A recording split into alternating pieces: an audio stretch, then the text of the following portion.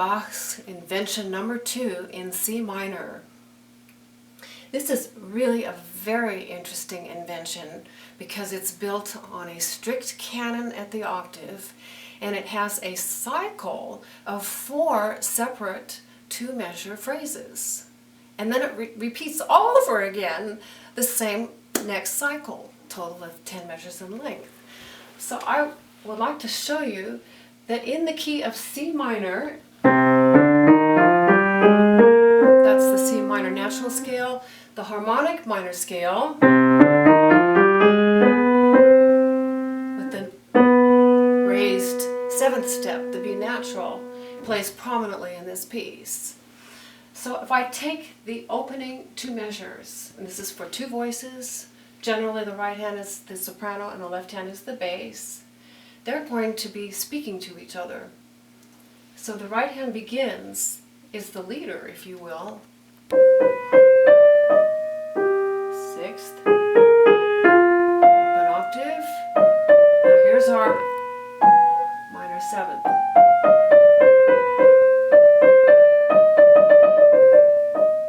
Lovely trill, finally ending on the C, the tonic. Now when I said the right hand was the leader, what I mean is that that 2-measure phrase that I just played, the left hand then immediately repeats exactly right after.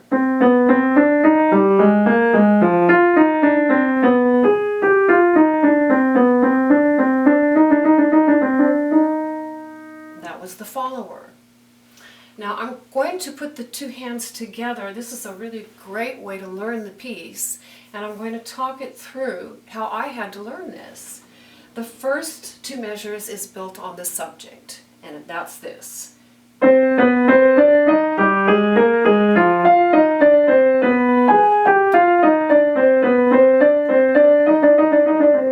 we go into the counter subject.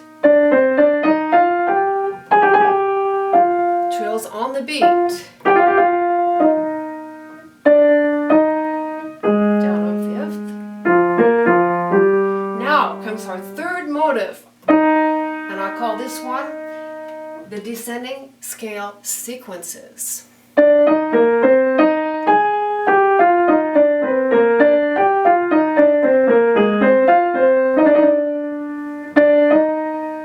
our 4th is called the leaping 6ths and 7ths.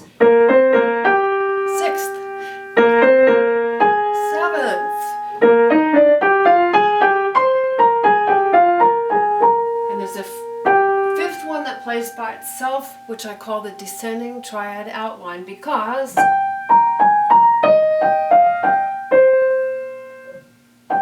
it outlines a triad, and it sounds like this.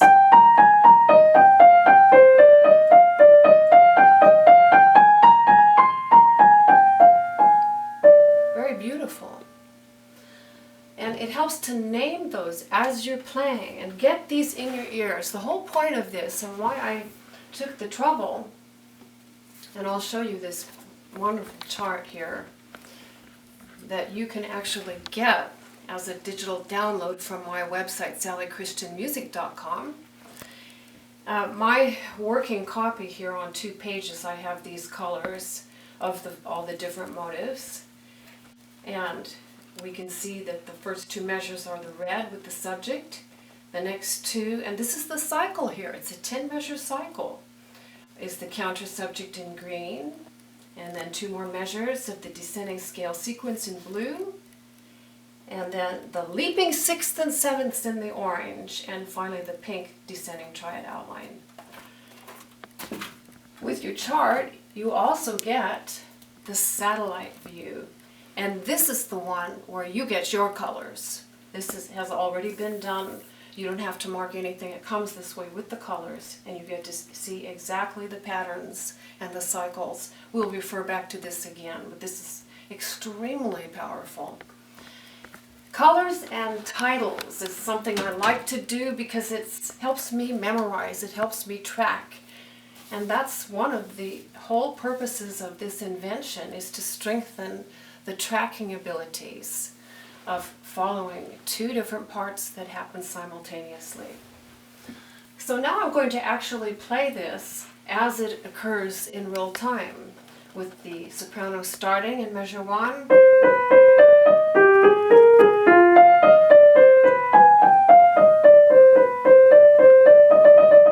Measure 3, now we get the answer in the bass, which I will call the left hand.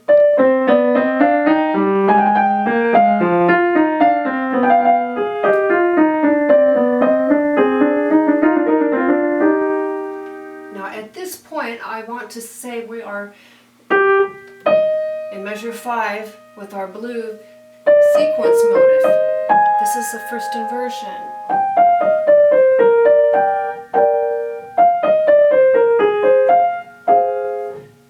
Where do you think these are going? Well, could be this, which would be E flat major, which is the relative major of our home key, C minor. So let's start measure 5 right there and see if we hear E flat major here.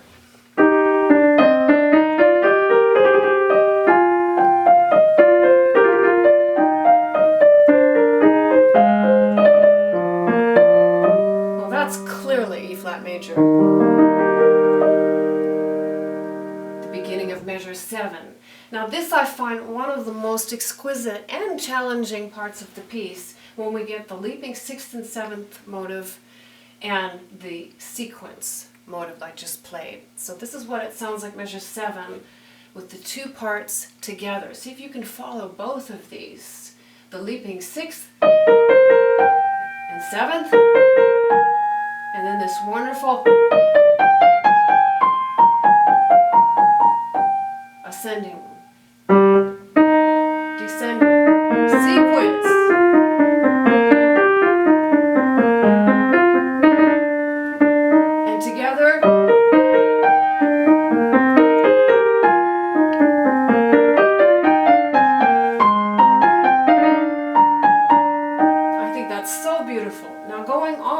Now the bass gets the leaping 6ths and 7ths.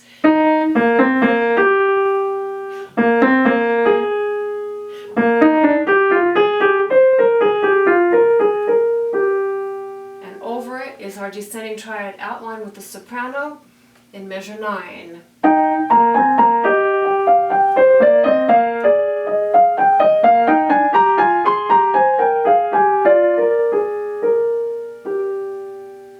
The end of measure 10, and our cycle is complete at that point. We have had all 4 2-measure motives sounding in both hands.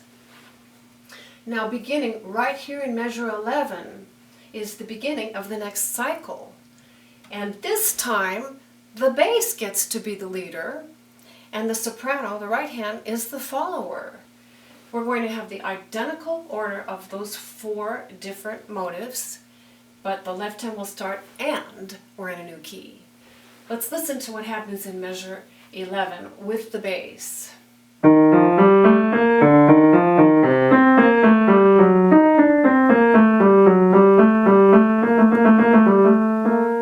right after that measure, we have the soprano answering.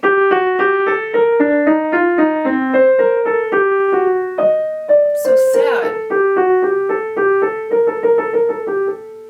Harmonies mean something when we do. This is not mechanical. You always want to find the voice, the humanity, the pathos, the emotion behind these. It's great to know it technically, but always behind is the deeper message of the piece, the heartbeat of the piece, how it makes us feel. Now, something very fascinating when I went to learn this piece, I was really perplexed about this, what happens in measure 11 and 12 with the soprano. Let me just play that for you. It's asking a question.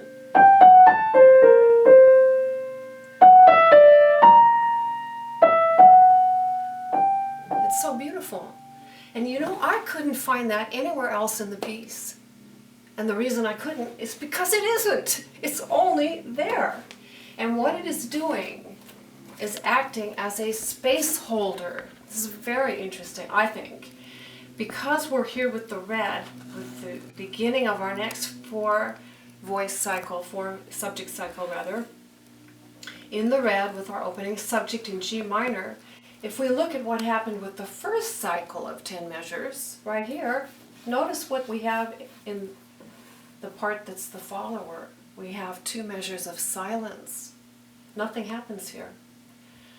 So to create that 2 measures of silence, Bach gave a whole nother 2 measures of unique material, which is taking the place of that silence. But because the piece is developing now and getting more interesting, he doesn't have to just let the voice drop out there. He can actually add another 2 measures of interest. So let's see what that sounds like when we put those 2 parts together, measures 11 and 12. Oh, one thing about this, when the leader comes in here, this is called an altered entry, because if it were an exact imitation of the original subject, we would have this motive. What the soprano does in measure 13, instead of, which is the original subject, he does, kind of winds up into it, and he has to from what came before. And what goes over with it, slowly. That sounds great. Going on.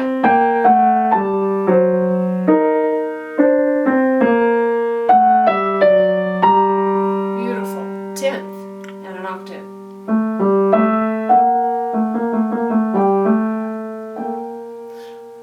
One of my favorite things to do in practicing is to take this at a quarter tempo and really, really slow it down and get into these intervals. Let these intervals take you. They are so deep. It's like looking at a microscope and looking at the cell structure of something. You get a greater appreciation when you can see the depth and the complexity that's there. And if you go too fast, you just don't hear it. Once again, on measure 11, we're going on with the next 10 measures of the exact 4 motive cycle, with the left 10, the bass, as the leader. Here we are. Measure 11.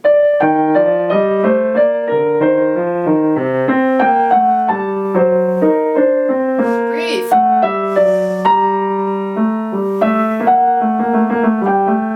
Truly G minor now.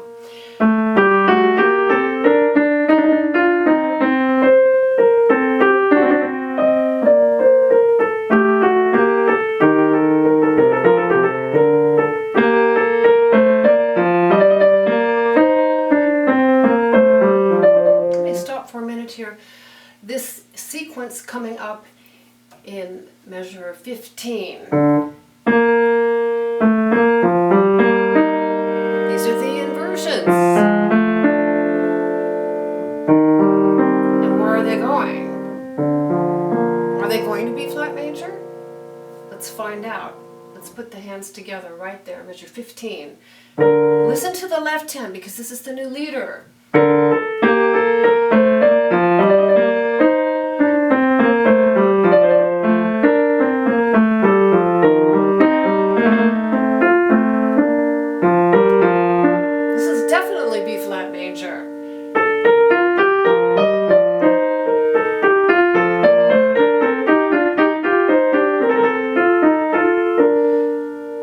Okay, now measure 18 where I just finished, this has got to be one of the most troublesome measures in the piece. And when I was learning it, I kept getting confused in my mind. I don't hear the 2 parts. And it took a lot of sleuthing before I figured out that because of the leaping 6th and 7th motive that the bass has in measure 17, listen to that by itself, and notice it comes right after the beat. Little syncopation. Another one.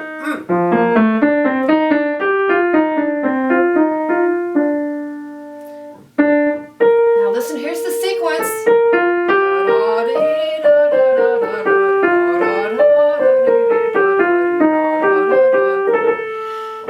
So those notes, the G, F, E flat, kind of get covered up with that leaping 6th and 7th. Let me do this now together, hands together, and see what I mean by that. Here's the G, the F, the E flat, and look what I'm doing. I have to cross my thumbs. This is really tricky. This is a very difficult to do that physically, to have the parts clear and clean and repeat. But you don't really hear those motives that well. That's a challenge. Anyway, going on here with the wrap-up of this whole cycle. Let me do that. I love this so much. Let me play it one more time for you. And then one other thing I want to say, this is actually really good to take what I liked to do. I'll just show you one of the fabulous benefits of these charts. So cool. One of the reasons I use colors like this, I chose complementary colors for the leaping 6th and 7th orange and the blue with the descending sequence motive. It happens here, and then it happens here. You can lay them on top of each other like this. You can color yours in colored pencils if you want. I did this for the teaching video, but when I first learned it, I definitely had just black and white. But look at that. I mean, is that not beautiful? You can actually see that it's identical material except the parts are inverted. It's called invertible counterpoint. What was on the top is now on the bottom, like inverting a fraction. So I used to practice those two spots out of context, and I can play them at the drop of a hat, the first one, or the second one. And that is going to help you enormously when you're performing this piece, because you know where you are. Oh yeah, I'm with this one now, and I'm in the key of B flat major now. Okay, let's do that one more time. So beautiful. That's a 6th. Good. Oh. See how they're mirroring and complementing? That's the genius of Bach. You can take two different parts like that and make them the most magical new tapestry. It sounds different.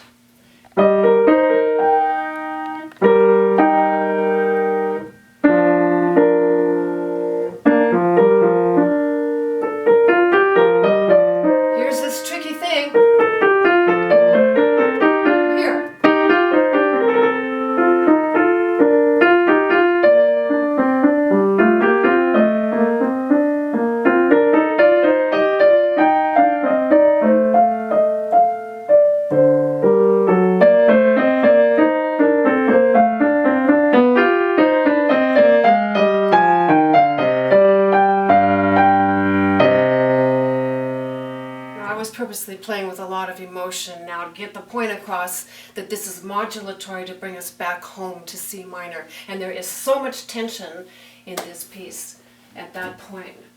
Looking at our satellite view is a great way of seeing where we are in the piece. Our second cycle of 10 measures ends right here.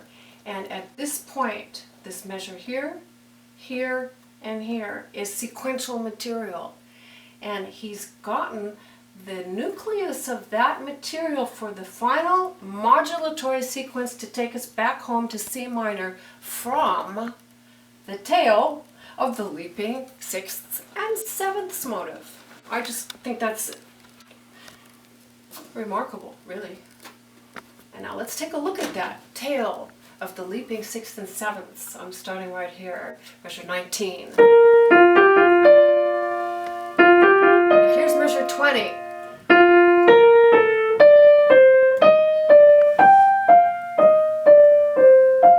And why is that so complicated? It's because it has a series of different intervals, an ascending 4th, an ascending 4th, an ascending 3rd. That's the trick. And then one more ascending 4th. Up to the top, G. That's where you're going. Now he does the same thing because the left hand, the bass, is going to imitate that.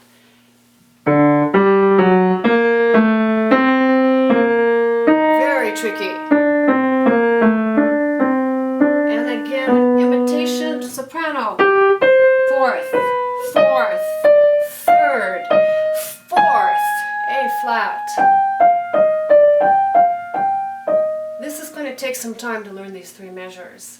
They're pivotal and they're difficult. Let's do those together. Hands together, measure 20. Slowly. That's kind of neat. Parallel 6 doing a little dance. And then they go apart. Complicated. Next measure, 21. Slowly.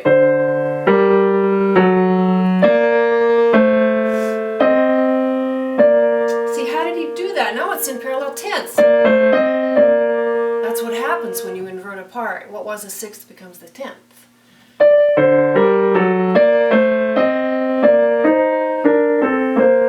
So beautiful. And finally, now this clash. It's second. Now they're going away from each other.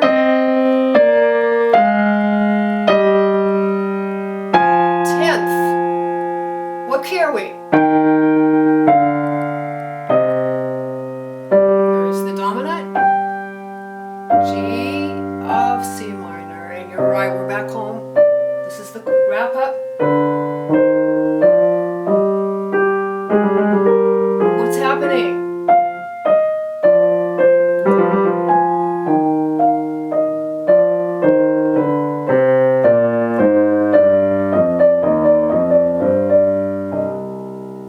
Time in the piece he went out of order. Right there, measure 23, we have the subject in the soprano with the lead in, not the rest, but the lead in. Ya-da-da-da-dee. This is exactly how the piece began. Full cycle, back home. Is it a full 2 measure? And the answer is yes. So we got one more subject statement in the soprano. Now what went under that was the counter subject. Went right under that. Measure 23. Is it a complete statement?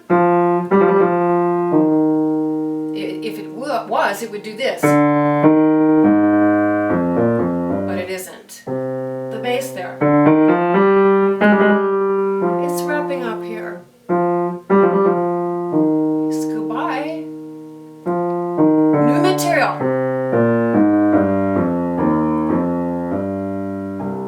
So the bass did get some new material. It wasn't just the soprano in measures 11 and 12. Let's put the hands together in measure 23. This is our wrap up. We only have 5 measures left in the piece. And we have only 2 colors. The red for the subject and the green for the counter subject. Red, red, green, green. Beautiful balanced symmetry here. Let's play it as it's written here, measure 23 to the end. Always breathe before you start. Fill your lungs with oxygen. As a singer, we have to sing. Don't forget, with the piano, it's easy to play this whole piece holding your breath and get through it. May not sound so good, but you always want to be breathing. That's what puts the life into it. That's what puts you into it.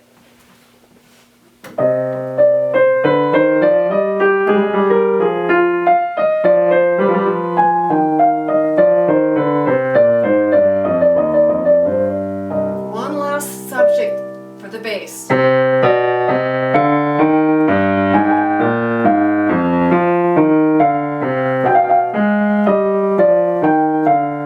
Almost made a full subject.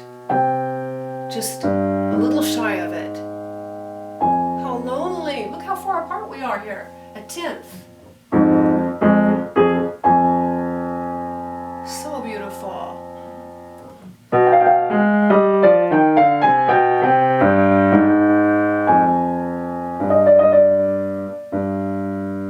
And a single tonality. Just the open C's. 1, 2, 3 octaves apart. It's absolutely beautiful. So once again, when you learn this, play your hands together. Train yourself. This is the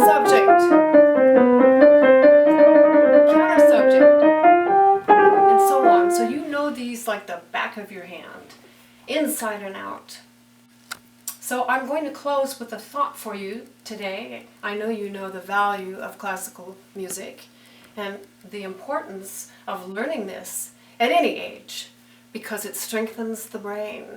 All of these things that we have to track with our looking with the music and listening with the ears and mentally to learn the patterns. It's like a jigsaw puzzle.